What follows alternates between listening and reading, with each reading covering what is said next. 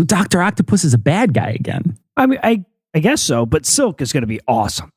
I know. I can't wait. Wait. Spider-Man's doctor is an octopus? See, now this is risk control. Dude, that's nothing. I could break out of this if I wanted to. Then do it. Do it right now. I will. Mm-hmm. Get it. Hey, Eli, what is with the clones? Noah, Tom, Cecil, finally. Were you checking to see who would win in a fight again, Eli? You have to tell me. No, so you know how this week's episode is about the South Dakota divorce colony? Yeah. Yeah. So I thought, what better pre-show shenanigans than to spin up a couple of divorced versions of ourselves and see what they're like. Ha! See, I'm totally out. You're not. You're still in total risk control right now. And as you can see, we are the worst. Yeah, I can see that, but where are you and I? Oh, you starved to death and I... Yeah, that tracks. I was going to say. So what do we do with them? Same thing you do with all divorced guys. Hey, you two. What's up? Yeah, man, we're like talking about something important over here. Do you guys want to go to a karate class? Oh, shit. Is it that time already? Hell yeah! All right, I'll see you in the car. We're going to go to karate class. See, this is why I always wear my gi. Always. Always got to be ready for karate class. Yeah. Cool. I don't think I would starve to death. Hey, name one way of preparing a food right now. Scrumping, is that one? Is that a... Yeah, man, you got it. You got it. Nice.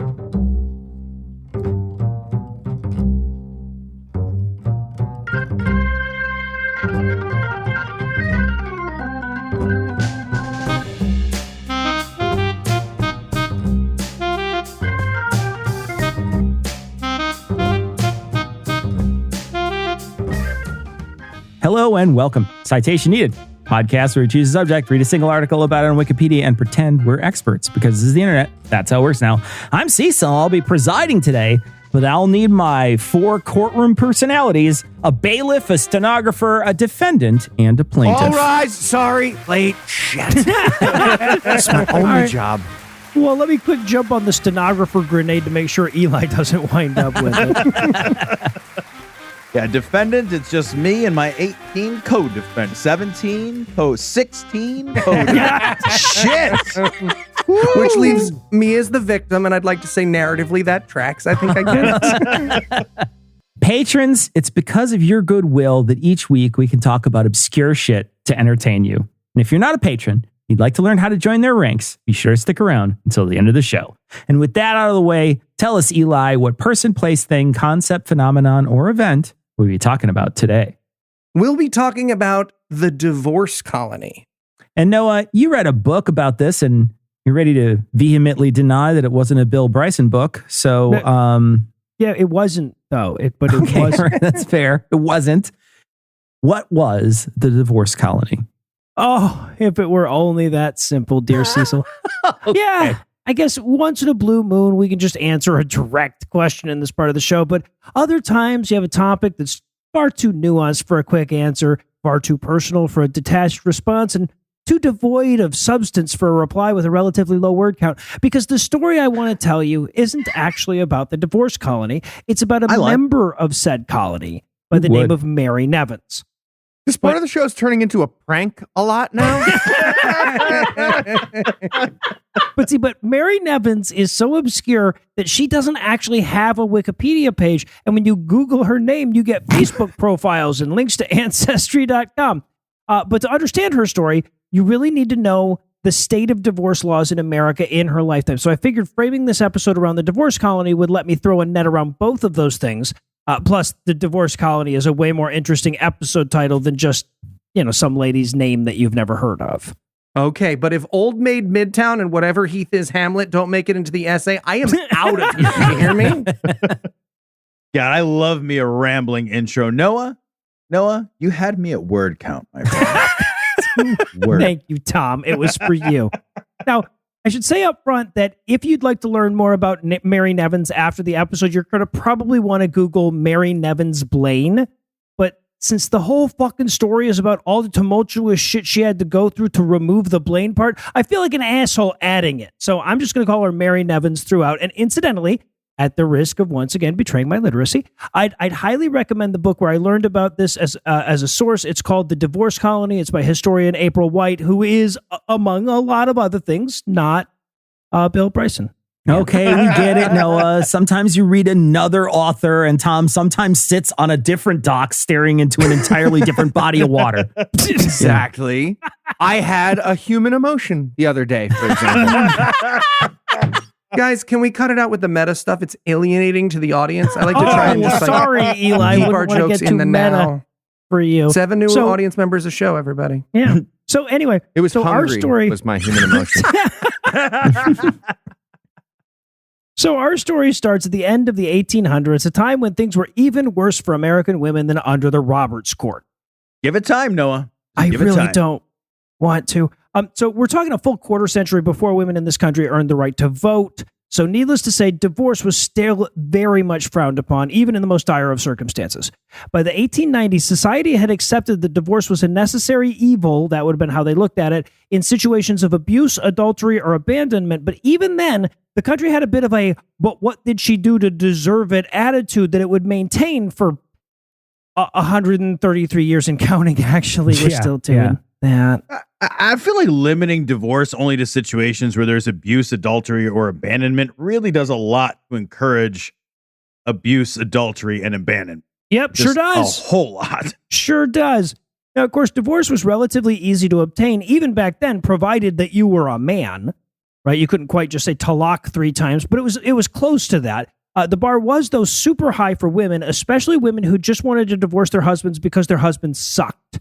So to get a divorce, women of the day were willing to suffer any number of indignities, up to and including living in South Dakota. Yikes. Yeah, should have put a trigger warning on that. Sorry. So divorce law varied state by state, and then as now, South Dakota didn't have a hell of a lot going for it, but what it did have were the most lax divorce laws in the country. South Dakota. Turns out misery doesn't love company.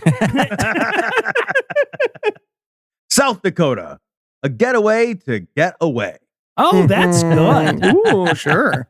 Now, to be clear, Don't compared go to there. We needed a third one. Don't go to South Dakota. There Thank you. Rule of threes. Now, to be clear, compared to today's standards, the 1891 divorce laws in South Dakota were ridiculously strict. But today's standards weren't what people like Mary Nevins were comparing them to. They were comparing them to shit like the ridiculous laws in the then notoriously prudish New York State, where, sure, you could get a divorce for adultery, but only if you could prove that your husband was cheating on you. And by contrast, all you had to do in South Dakota is satisfy a judge that you were unhappy in the marriage and weren't likely to be otherwise in the future. I feel like proving you were happy a single time in South Dakota is a pretty steep hill to climb, Noah. Husband just sneaks over from the defendant's table, starts tickling her. She's laughing. That counts as happy. That counts as happy. Likely to be happy in the future whenever I want. I can do this whenever I want. Now, of course, South Dakota wasn't the only state that allowed for divorce on grounds of irreconcilable differences. What set it apart more than anything was the residency requirements. See, to get a divorce in a state, you had to live in that state at the time, and at least for purposes of marriage contracts, most states made you live there for at least 6 months, sometimes as much as a year, in order to establish residency. But in a desperate bid to gain citizens any fucking way it could, the newly minted state of South Dakota trimmed that down to 90 days. So if you wanted a divorce in South Dakota, all you had to do is move there, live there for 90 days, file for your divorce, continue to live there the entire fucking time it worked its way through the courts, and then, assuming you were ultimately granted the divorce, you could move away with your freedom.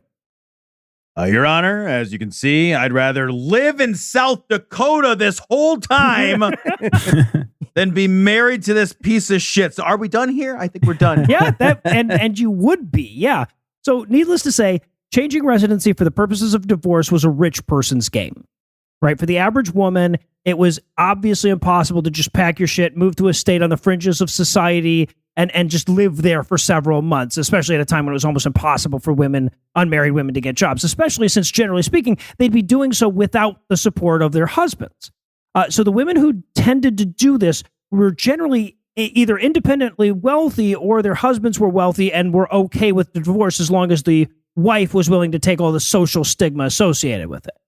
right? And when women moved to South Dakota to obtain a divorce, it was generally seen by high society at the time as a pretty clear indication she was some kind of floozy who wouldn't be granted the separation in a more civilized part of the country. Just because I got my divorce off the back of a chow wagon by a guy named Cookie don't make it any less valid. Exactly. Yeah. Yeah. But ultimately, the combination of these lax laws and the high incomes of the people who could afford to take advantage of them combined to bring us, at long last, to the name of the episode. See, there was only one hotel in all of South Dakota at the time that was nice enough for millionaire heiresses to stay. That was a luxury hotel in Sioux Falls called the Cataract House. Cataract House. You won't believe your eyes. It's the waterfall thing. Yeah, Yeah, I I think really it's a don't waterfall. see what's so funny there, Eli. It's a bit fuzzy, actually. Jesus Christ. I should not have trusted you guys with that name. So its popularity among the wealthy socialites seeking divorce led New York's tabloid press to basically just take up residency there. And it also led to the same tabloid press dubbing it the divorce colony. And I have to mention this because while she plays virtually no role in this story at all, her name is too glorious to leave out. The most well-known of those gossip columnists covering the divorce colony was a chick named Fanny Tinker. Awesome. That is literally the whole reason I wanted to do this fucking story. Yep, valid. Thought about the Valid. pen name Ass Toy, but didn't roll off the tongue. Sure, yeah. Went with something a little more artful.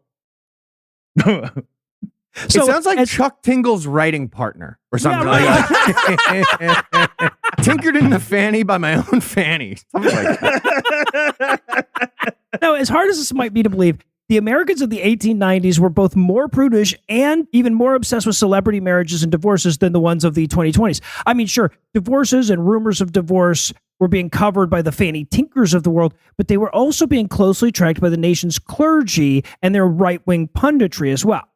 Then, as now, jaded conservatives were pining to make America great again, and one of the chief flashpoints in the culture war at that time was the increasing frequency of divorce, and the geographical center of that flashpoint just happened to be South Dakota. I'm pretty sure Noah just activated a Winter Soldier with that sentence about South Dakota mattering. So if you're like Yeah, a you gotta be politician careful. or something, Be yeah. careful where you play this. Keep the headphones in for this one, yeah. Now, I should note here, by the way, that the reason South Dakota was so notorious when it came to divorce was, at least in part, even dumber than you think. So, in the late 1880s, the Bureau of Labor released a report on national divorce statistics, and South Dakota topped the list in terms of the biggest increase in divorce over the past 5 years. Compared with the middle of the decade, South Dakota had seen a 6,691% increase in divorces granted. That's a huge fucking number, but it's almost entirely due to population increase and better data gathering techniques. But at least, more than one of them was due to what the doomcriers of the day dubbed migratory divorce. And depending on who you asked, that was either a symptom of or a cause of the ongoing decay of the American soul. Or it was both. Okay, hear me out. We go to South Dakota, we carve a bunch of frowning, disapproving men into a mountainside to lower divorce rates. What do you say? Mount Shushmore. That's what I'm talking about. Yes. Since it was the exclusive domain of the extremely wealthy, the women moving to South Dakota for the express purpose of divorce represented a really small part of that increase. But if you listen to the anti-divorce crusaders of the time, you would never have guessed that. They painted this dire picture of women just cascading westward in an unending flood of promiscuity and lust, and they painted the Cataract Amazing. as a den of debaucherous and sinful pleasure, which is ridiculous Again. because it was in South Dakota, and nothing was ever pleasurable in South Dakota. Okay, how are men reading that and not going there? Right? There's a flood of promiscuity and lust made of rich women about to be single. Do you Yes. need an Evite? A fucking bat signal? Go there. Yeah. 1800s Heath standing on the side of the South Dakota highway with a cardboard sign that says, "I like your friends." Yeah. So this is the burbling cauldron of controversy that Mary Nevins is walking into when she shows up at the Cataract House in 1891. She was a 24-year-old former actress and current disgruntled wife of one Jamie Blaine, a man that was known to the tabloid press as a hard-drinking, flirtatious, ambitionless cad who was always in enormous debt. But the reason he was known to that tabloid press at all is that he was the son of one James G. Blaine, a powerful Republican politician who had served as Secretary of State under 3 different presidents and was a fixture on the short list of potential Republican presidential candidates. Suffice to say, David and Goliath had nothing on the fight that Mary was in for. Well, this has certainly turned it into a salacious story. Someone involved almost certainly had a laptop with a dick pic on it. So while we search for that, we're going to take a little break for some apropos nothing.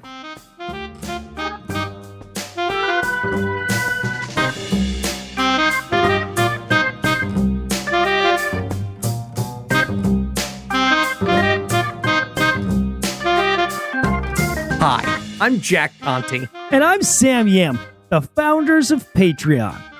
We know the members of our community have had a few questions about the new changes to our platform lately. But we know when you get hooked in and hooked up, you'll be psyched about it just like we are. Whoa, a CEO saying psyched? This guy must be cool. I'm wearing a hat indoors. Here at Patreon, we have one job, helping you trade hammocks in a social media lateralized peer space with the ability to swap, corpse, and blorp your magoos, all without PCI inflection. More like infection.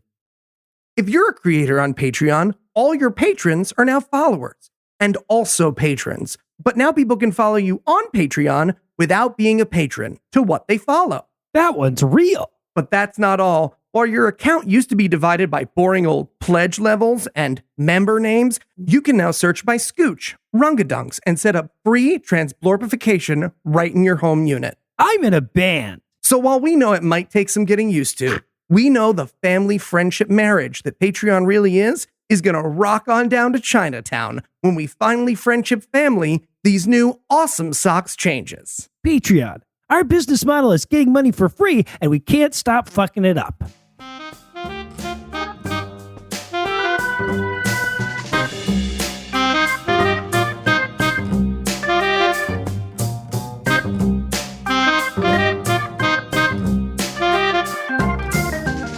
When we left off, the presidential candidate's son and his private life were all over the tabloids. How is that different from now? Exactly. So let's back our story up to 1886, when aspiring actress Mary Nevins met a dashing, charming young man from a prestigious family and embarked on a whirlwind romance that lasted all of 18 days before the two of them eloped. And this was all the more disgraceful, mind you, because Mary was an older woman. Now, James was a mere 17 years, 51 weeks old at the time of their marriage, while Mary was a scandalously ancient 19 years old. That's right, barely even still a teenager. So just to be clear, the opening love story here has less time under its belt than 90 Day Fiancé, and it's going to end up in a divorce? Yeah. Say it ain't so, Noah. Say it ain't so. Now, at first, both families objected to the marriage, but fearful of drawing too much attention to what passed for controversy back then, James Sr. decided to embrace the young couple, at least publicly. And it helped that the press kind of fell in love with them too, because they were like really good looking. And so they portrayed their relationship more in terms of star-crossed lovers than like a youthful indiscretion. But every indication is that privately, both James and his wife Harriet thought of Mary as a Jezebel that had seduced their naive son into marrying her in a selfish act of social advancement. I like that they take all kinds of advancement away from women at the time, and the only one that they can actually do is social advancement through marriage, and everyone's like, no, not like that. You can't do it like that. Yeah, right. Oh, cool. Can I do that? I'll just get an MBA at Wharton. No problem. Yeah. I'll do that in 68 years when they admit women for the first time. Yeah. 87. Yeah. Jesus Christ. But regardless of her true intentions, even by her own account, the part of their relationship where she and Jamie were in love was pretty short-lived. He was a fucking piece of shit. He was a spoiled little rich kid whose daddy constantly got him new jobs, and then he would invariably piss away the job by showing up for it drunk when he showed up at all, and then he would spend way beyond his means, confident that his dad would foot the bill. So anytime his dad decided to put his foot down, Jamie and Mary were thrown into immediate poverty. And according to the gossip columnists, Jamie was also a fixture of the city's nightlife, although he was only rarely seen with Mary. Oh, wow. Noah, Cecil, you guys are old. Did you ever see them around, like when you guys were dating your wives? Did you ever like double date? All right. Or? Me and Cecil were poor. Now, at that same time, Mary's life was fucking miserable. She was an actor before she got married, and by all accounts, she was actually a pretty good actor. And acting, of course, at this time was seen as a very low profession, and her very association with the theater was a big part of the reason that James and Harriet were so suspicious of her to begin with. But luckily for them, the laws of the time gave a woman's husband the right to cancel any contracts that she'd entered into before she married. That's insane. Right? So all the contracts that she had as an actress simply disappeared as soon as her in-laws complained about them. Hello, Columbia House DVD Club. My husband wants to talk to you. I want my penny back. And I'd like my penny back. Yes.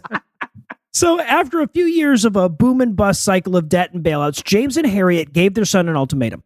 They said they would no longer pay his bills, but they would allow him and his wife to live at their house. So Mary was given the thrilling opportunity to live in a house with the father-in-law that thought she was beneath him and the mother-in-law that hated her with every fiber of her being. Suffice it to say, Mary wanted out, and she found a way out in the form of a train ticket to Sioux Falls. Still a tough choice, though. It's like, do I live in a barren, soulless wasteland surrounded by misery, strife, and indifference and beset on all sides by stony disapproval? Or should I not go to South Dakota? Yeah, it's 6 of one, half a dozen of the other. Now, at first, the family was okay with this. Like I said, many families were perfectly happy to get rid of a pesky daughter-in-law through migratory divorce as long as she was the one migrating. Right? In other words, as long as it looked like at the end of the day that she was the one abandoning the marriage rather than her husband. Now, bizarrely, it was illegal to collude on a divorce like that at the time.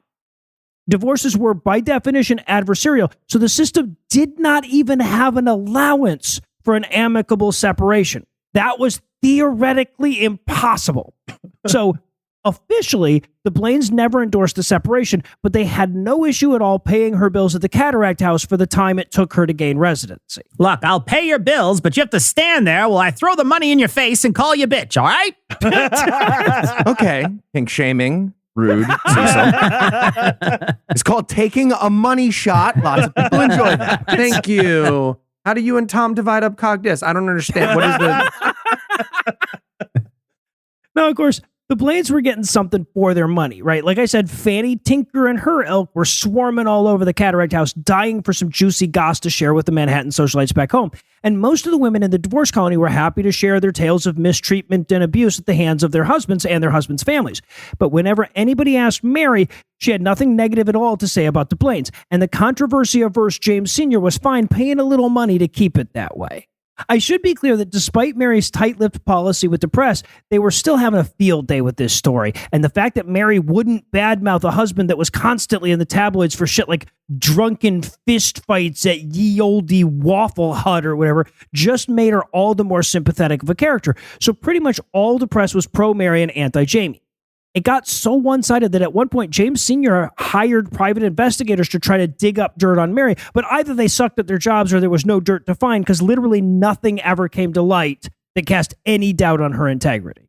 That's got to be tough on the PI, though. You know, like, okay, let's see. I'm going to go ahead and review my notes. Seems nice. That's my notes. Probably getting fired. Yeah, probably. Now, anyway, so after nearly a year of court filings and red tape, Mary finally gets in front of a judge in February of 1892. And the courthouse is packed with over 250 onlookers, mostly reporters, who are about to finally get the story that Mary's been so reticent to talk about up until now. And it's very much the story of a wayward son and two parents bound and determined to break up the marriage any way that they could. And partly because she was so obviously aggrieved, and partly because she was a very talented actress, she had the entire courtroom in tears by the end of her testimony. Hell, according to the press reports at the time, even the men were crying at the end of it, and that was illegal back then. Yeah, the guys leaving the court, they have to face plant in a bowl of flour, and if any sticks on their cheek where there was a tear, they just shoot them right there. Yeah, exactly. Yeah. It's like an Andrew Tate live show. Yeah. Yeah, exactly. Now, from this point, normally there's a long waiting period where a case is considered and more forms are filed and more paperwork is returned and ratified and blah, blah, blah, blah, blah. But in this case in particular, the judge was so moved by Mary's testimony that he reconvenes the court first thing in the morning and grants Mary a divorce full custody of their son, and alimony even beyond the amount that Mary was asking for. What's more, he also delivers a tirade from the bench about what a piece of shit her now ex-husband is and what a loathsome person her now ex-mother-in-law is. The judge reads into the court record, among other things, quote, "The cause of the estrangement and separation, so far as the court is able to judge from the testimony, was the unfriendliness on the part of the family of the defendant," end quote. Now, keep in mind, the family he's talking about includes the Secretary of State. Right. And for our younger listeners, it used to be uncommon for judges to have to condemn sitting members of the U.S. government. Yeah, So right. that's why- And their families. Yeah, It's exactly. a different thing. So James Sr. hears about this. He goes through the roof. He's been trying to stay out of this, but now this judge has attacked his wife's integrity. So he immediately fires off this op-ed that, because of his prominence, gets picked up by several of the largest newspapers in the country. And the gist of the op-ed is, "She's a filthy whore that seduced my impressionable, naive son in hopes of getting at my money." He even quotes from love letters that she wrote to Jamie Jr. before their elopement, where she says stuff like, "Don't tell anybody about our plans," and where she asks if he's figured out the state that'll grant them the quickest marriage. Okay, obviously James Sr. is the bad guy here, but a marriage license should have a really long waiting period. You know what I mean? Just like it's better, like you're buying a bazooka, just to be sure. Like, I don't know, you go to the courthouse and you put a grain of sand into an oyster, and the marriage doesn't count until there's a pretty big pearl. I just feel like it's a safer process. You can still get married. Like options that vest. You know what I mean? It's just smart. And Heath promises he will call you on the phone when there is a string of those and not a moment sooner. Yeah, right. Now, I should point out here that there was still some legal ambiguity about South Dakota divorces at this point in history, right? So the fact that Mary had a decree in her back pocket wasn't necessarily the end of the story. There had been a recent Supreme Court ruling that called into question whether states had to recognize divorce decrees from other states if they conflicted with the laws of the states where the marriage license was issued. And while there was no question that Mary and Jamie's separation was final, a challenge by Jamie could call the alimony and possibly even custody of their kid into question. So Mary fought back, and she did so on James's chosen turf. She wrote an op-ed of her own where she jujitsu'd the shit out of his narrative. It is a fucking work of art. So she starts off by going like, "Wow, that was such a great op-ed you wrote. I can see why you are a world-famous diplomat, and I'm just some lowly woman trying to get by without the help of her husband." And then she asks him in the name of honor to, quote, "Have the kindness to publish in connection with your statement the full texts of the letters you have quoted from," adding, quote, "Do not, like a shrewd and unprincipled person, select only such pages as may be needed to make your case," end quote. And just in case the ultimatum part of that wasn't clear enough, she says, quote, "I will give you sufficient time in which to conform to my reasonable demand, say 10 days.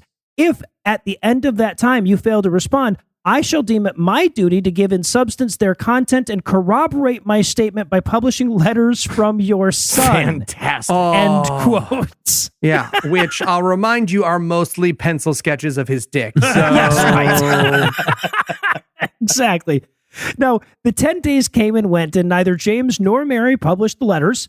No official word on why, but I will point out that James spent the entire rest of his career vociferously denying that he ever paid Mary a large sum of money for every correspondence ever written between his son and herself.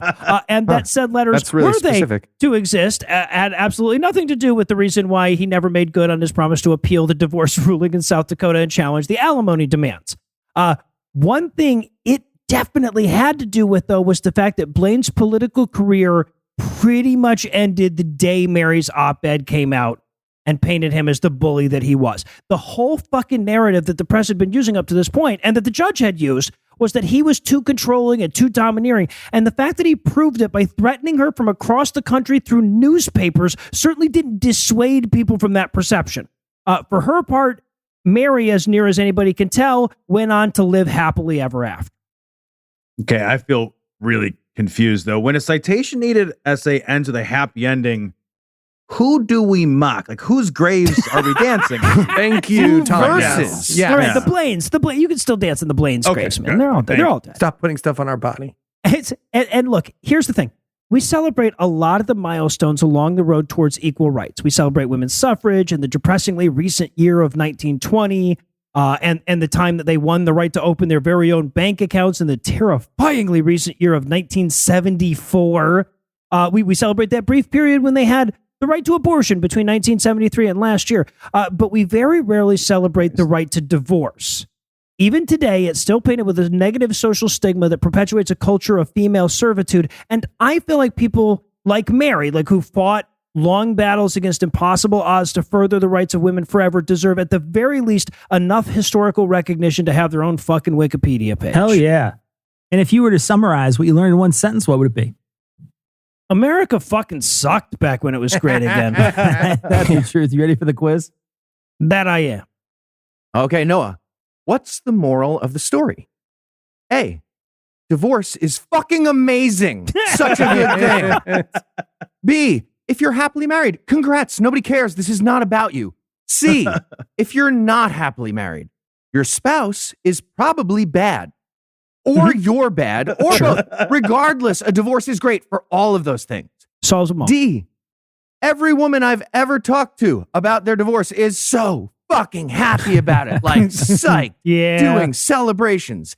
E, same for most of the men I've talked to. A couple of the men were mad, but for them, C, previous answer.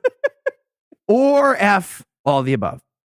It is B, Lucinda. It's B. The answer is B. I'm very happy. It's not about you. Exactly. Congrats to everyone who got a divorce recently. Such a good move. So good. Congrats. New sex. Best ever. All right. Heath seems calm and chill. So Noah. I think he doth protest the exact right amount as well. Yeah, no, I often scream. I often scream things alone in my sound studio that I have calm and chill beliefs about.